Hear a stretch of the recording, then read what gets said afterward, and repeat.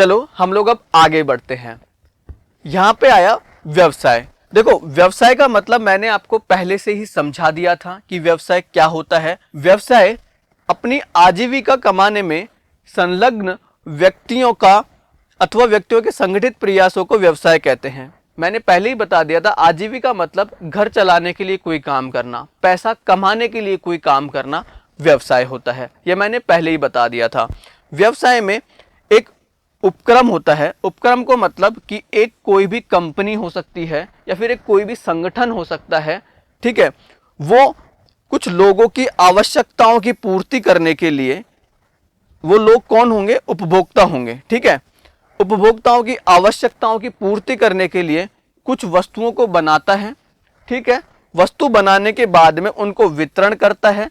क्यों करता है? ताकि वो लोगों को उपलब्ध हो जाए और बदले में भुगतान प्राप्त करता है, ठीक है। तो ये हमारा हो गया व्यवसाय, जो ऑलरेडी मैं आपको अच्छे शब्दों में और अच्छे तरीके से समझा चुका हूं, ठीक है। तो व्यवसाय को अभी हम एक अच्छा सा उदाहरण लेके समझते हैं, जिसमें आप व्यवसाय भी समझोगे, व्यापार भी समझोगे, उत्पादन भी समझोगे और वाणिज्य भी समझोगे, ठीक है, और इन शब्दों का भी मतलब समझोगे।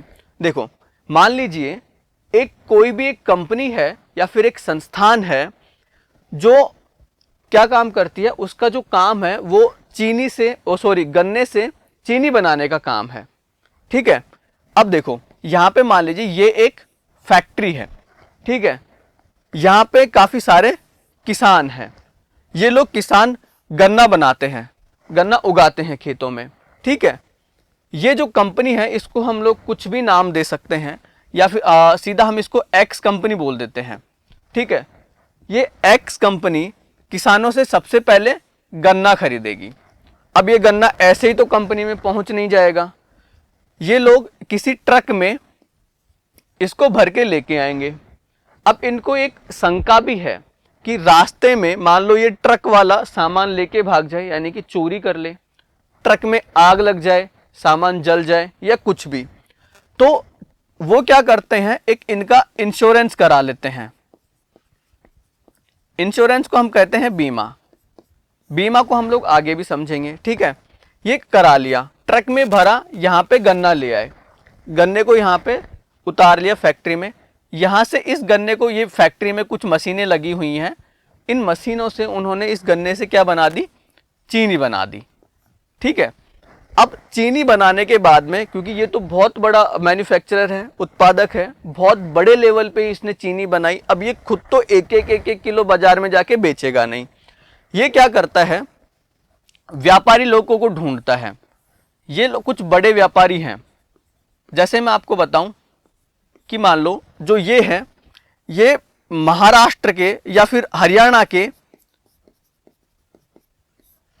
की किसी एक जगह में इनकी फैक्ट्री है जहां पे ये चीनी बनाता है।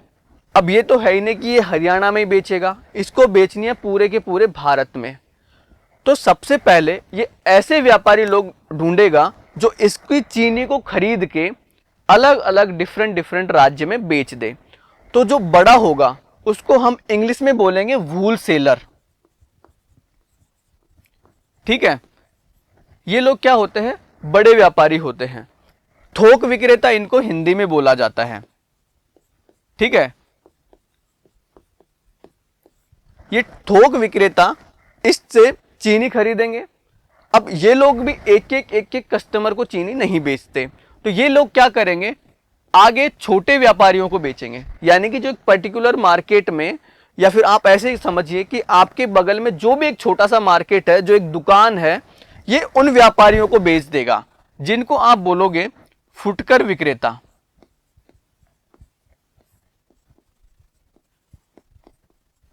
ठीक है। यानी कि यहां से गन्ना इसको बेचा जो उत्पादन करेगा, ये थोक विक्रेता को बेचेगा जो बड़े स्तर पे लेता है, ये फुटकर विक्रेता को बेचेगा जो छोटे स्तर पे बेचेगा, और ये उसी सामान को आगे किसको बेच देगा? उपभोक्ता को। देखो ये जो ट्रक वाला है, इंश्योरेंस वाला है, ये लोग क्या कर रहे हैं? व्यवसाय कर रहे हैं। ये भी व्यवसाय कर रहा है, ये भी व्यवसाय कर रहा है, लेकिन इनका व्यवसाय कौन सा है? व्यापार वाला। इनका है वाणिज्य, अपने लिए खुद के लिए व्यवसाय है, ये लोग उत्पादन करने का काम कर रहे हैं। ठीक है, ये उपक्रम कौन सा था? X company. ठीक है, लोगों की आवश्यकताएं, आप लोगों को चीनी की आवश्यकता थी, उपलब्ध कौन करा रहा है? ये फुटकर विक्रेता और थोक विक्रेता। ठीक है, ये लोग वितरण का भी काम कर रहे हैं। ठीक है, वस्तुओं को बनाने का काम कौन कर रहा है यहाँ पे? X company. जिन लोगों को आगे हम लोग क्या बोलेंगे ये भी हम लोग समझेंगे। चलिए, तो व्यवसाय का मतलब हमने अच्छी तरीके से समझ लिया है, साथ ही साथ व्यापार, वाणिज्य, उत्पादन, इन शब्दों का मतलब भी अच्छे तरीके से समझ लिया है। यकीन मानिए आगे आने वाला अध्याय आपके लिए बहुत ही शॉर्ट में और इजी होने वाला है। इसके बाद में ये हम पहले ही बता चुके हैं कि जो व्यवसाय है उसमें सभी क्रियाएं सम्मिलित हैं, यानी कि लाभ कमाने के लिए आप कुछ भी कर रहे हो वो सब कुछ क्या है? व्यवसाय है। लाभ के लिए किए गए सभी क्रियाकलाप व उपक्रम व्यवसाय में सम्मिलित हैं, जो आर्थिक तंत्र को आवश्यक वस्तुएं उपलब्ध कराते हैं। आर्थिक तंत्र में कौन होते हैं? उपभोक्ता, जिनको सभी वस्तुएं उपलब्ध कराने का काम व्यापारी लोग करते हैं, जो क्या करते हैं? व्यवसाय करते हैं। इसके बाद में हम लोग देखते हैं व्यावसायिक क्रियाओं का वर्गीकरण।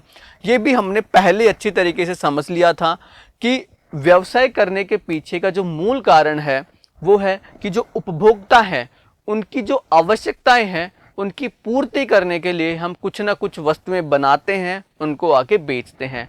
वो आवश्यकताएं क्या चीज़ें हो सकती हैं? जैसे आपका भोजन, कपड़ा, मकान, ये आपकी मूल आवश्यकताएं हैं, यानी कि हर व्यक्ति को ये चाहिए ही चाहिए होती हैं। लेकिन ऐसा नहीं है कि जो व्यक्ति की आवश्यकताएं हैं वो केवल इन 3 आवश्यकताओं तक ही सीमित है। आप बताइए, क्या आपको भोजन, कपड़ा या मकान केवल ये 3 चीज़ें ही चाहिए? बिल्कुल भी नहीं। इनके अलावा आपको शिक्षा चाहिए, अच्छा स्वास्थ्य चाहिए, परिवहन चाहिए, कितनी सारी ही तो अनगिनत चीज़ें हैं जो आपको चाहिए। और जब आपको कोई चीज़ चाहिए तो वहीं से ही जन्म होता है व्यवसाय का, क्योंकि कोई भी दूसरा व्यक्ति उनकी पूर्ति के लिए अपना व्यवसाय शुरू कर देता है। इसके बाद में उपयोग उपलब्ध कैसे? देखो, ये भी हम लोगों ने बहुत अच्छे तरीके से पहले ही समझ लिया था कि किसी एक व्यक्ति जिसको हम लोग उपभोक्ता बोलते हैं उनको कुछ चीज़ों का उपयोग करने के लिए कुछ आवश्यकताएं होती हैं, और उनकी पूर्ति के लिए जो निर्माता होता है, निर्माता मतलब जो वस्तुएं बनाता है, जिसको हम लोगों ने उत्पादक कहा था पहले, जो किसी एक वस्तु का उत्पादन करता है। ठीक है, वो कुछ ना कुछ आपकी उपभोक्ताओं की पूर्ति के लिए कुछ ना कुछ वस्तु का निर्माण करता है और आगे फुटकर विक्रेता या फिर थोक विक्रेता के थ्रू आपको वितरण करवाता है। वितरण अपने आप में क्या है? वाणिज्य है, क्योंकि वो व्यवसाय करने में सहायता प्रदान करता है। अब व्यावसायिक क्रियाओं में 2 मेन चीजें थी, उद्योग और वाणिज्य। वाणिज्य क्या होता है हमने बहुत अच्छी तरीके से समझ लिया था। उद्योग क्या है इसको हम लोग आगे और भी अच्छे तरीके से समझेंगे। वैसे तो उत्पादन और उद्योग में कोई ज्यादा फर्क नहीं है, लेकिन फिर भी आगे इनको और अच्छे से समझेंगे। चलिए आगे बढ़ते हैं। उद्योग क्या होता है, वाणिज्य क्या होता है? देखो, वाणिज्य का मतलब तो अब से पहले मैंने कम से कम आपको 5-7 बार बता चुका हूं।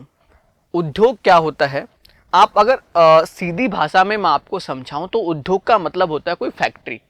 ठीक है, जहां पे किसी एक सामान को मशीनों या फिर किसी औजार के थ्रू प्रोसेस किया जाता है, उनमें कोई ना कोई एक्टिविटी करी जाती है, कोई गतिविधि की जाती है और एक कोई नया ही सामान बन जाता है। सिंपल, और भी अगर मैं सिंपल करूं इन चीज़ों को, तो आप यूं समझिए कि जो पहले जो सामान हम लोगों ने मशीन में डाला था और जो निकला है उसकी प्रकृति, गुण, उसका काम सब कुछ बदल गया है। जैसे मैंने आपको एक उदाहरण भी दिया था गन्ने से चीनी बनाने का। क्या गन्ना और चीनी एक जैसी दिखती हैं? क्या उनका उपयोग एक जैसा है? बिल्कुल भी नहीं। तो ये जो काम किया वो किसने किया? एक उद्योग ने किया, एक फैक्ट्री ने किया। वाणिज्य क्या होता है पहले भी समझा चुके हैं कि इन जो गतिविधि है, इनमें जितनी भी सहायक गतिविधियां हैं, जो भी सहायक काम है, वो सब क्या है? वाणिज्य हैं। जैसे कि वितरण करवाना, कि उद्योग में सामान बनने के बाद में उसको उपभोक्ता तक पहुंचाने का काम क्या है? वाणिज्य है।